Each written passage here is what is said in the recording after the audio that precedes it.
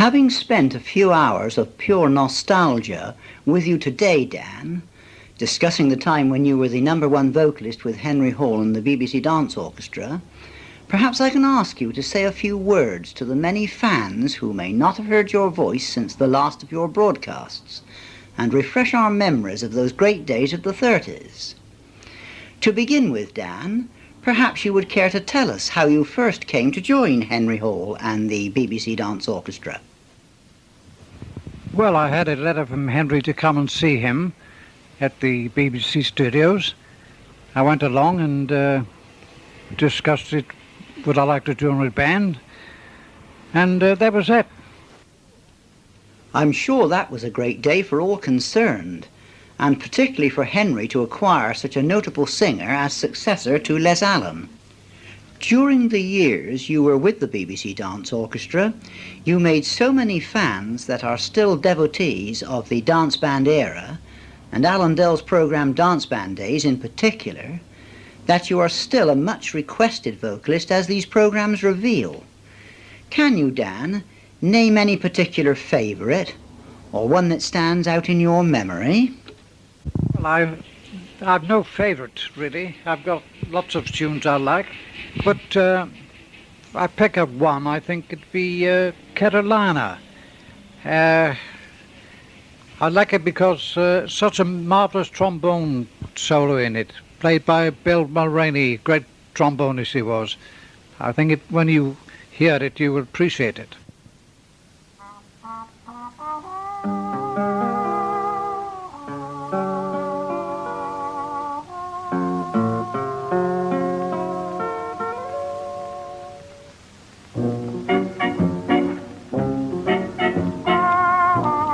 I couldn't agree with you more, Dan. Let's sit back and enjoy it.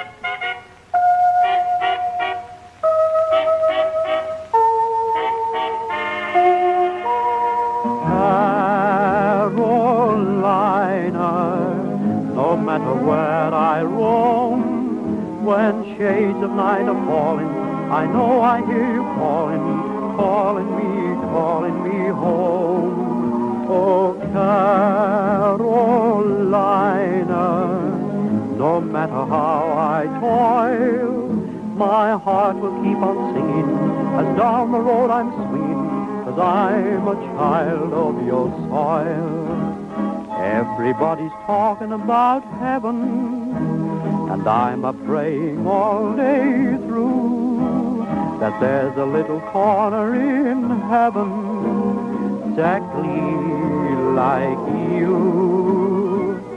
Carolina, if I should reach my goal with my heart and soul, I thank you, oh Carolina.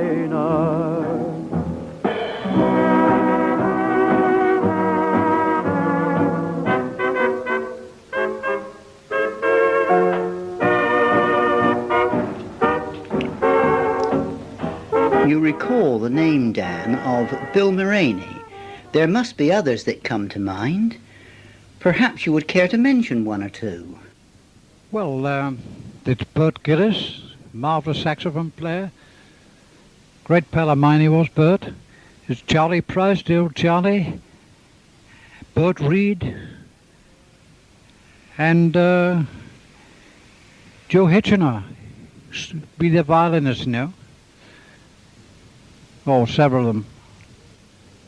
During your period with the BBC Dance Orchestra, you shared vocals with other famous names, such as Len Berman, Kitty Masters, and later George Elric and Bert Yarlett. And in one or two recordings you were supported by the Three Sisters, perhaps better known as Molly, Mary and Mary.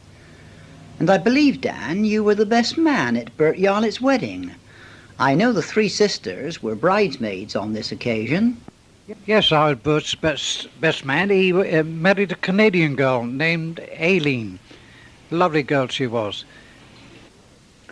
During your association with Henry, two major events occurred in the life of the BBC Dance Orchestra, namely the making of the film Music Hath Charms and the maiden voyage of the Queen Mary, when they played and you vocalised on the trip.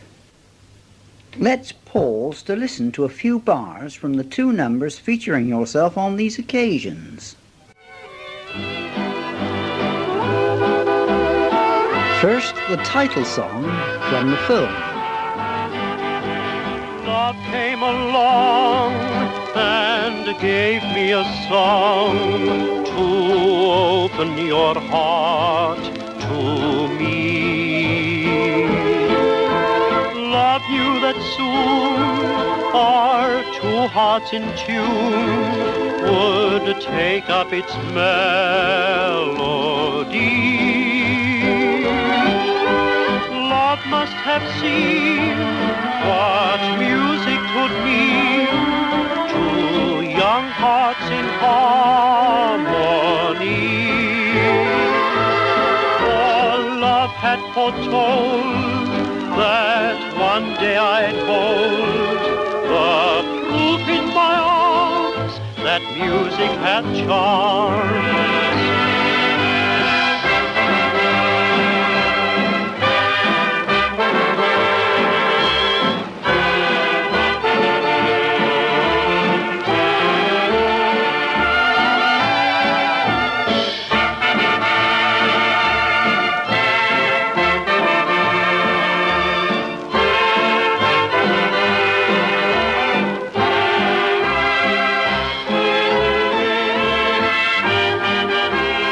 And now the song that became the signature tune of RMS Queen Mary.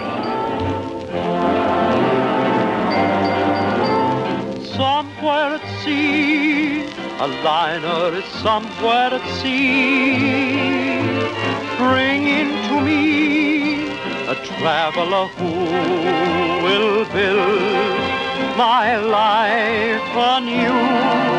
He's out on the sea, sailing to me, sailing to me.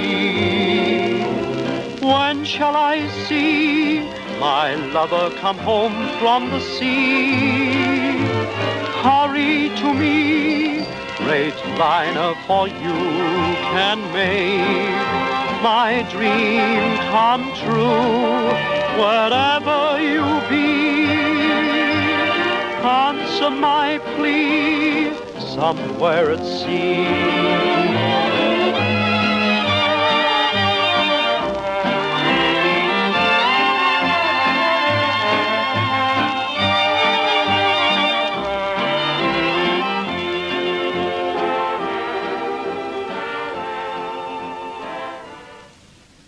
When you left Henry in the BBC, Dan, can you tell us how your career progressed until you finally gave up singing, which we know was not until after the war? Well, I went on tour, you know, with my two pianists, and after a while I came back and took my own band to Lansdowne House, Berkeley Square. Then I joined the Crazy Gang in the London Palladium, a show called The Little Dog Laughed. That ran for about 12 months, and the war was on then, you see, and I came and joined the RAF. After the RAF and war was over, I came to Cardiff and I became a licensee. And then I did a program called When Day Is Done. for the BBC, which was on the national programme.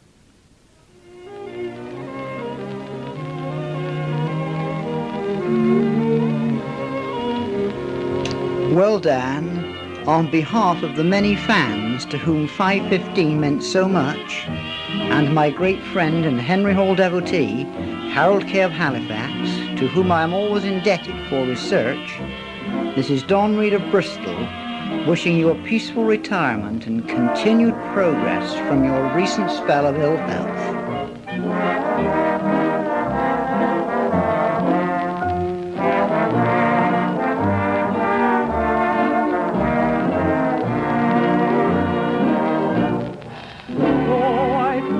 Seen old Ireland or the ocean, though I've wished for the chance to greet it. In me mind I've always had the crazy notion that I'd know a bit of Irish when I'd meet it.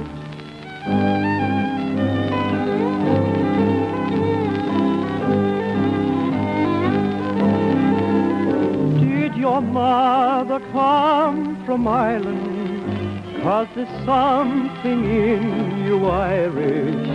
Will you tell me where you get those Irish eyes? And before she left Killarney, did your mother kiss the Blarney? 'Cause your little cha-cha brogue you can't disguise. I wouldn't be romancing, I can almost see you dancing while the Kerry pipers play. Sure, and maybe we'll be sharing in the shamrock you'll be wearing on the next St. Patrick's Day. Did your mother come from Ireland? 'Cause there's something in you Irish, and that bit of Irish steals me heart away.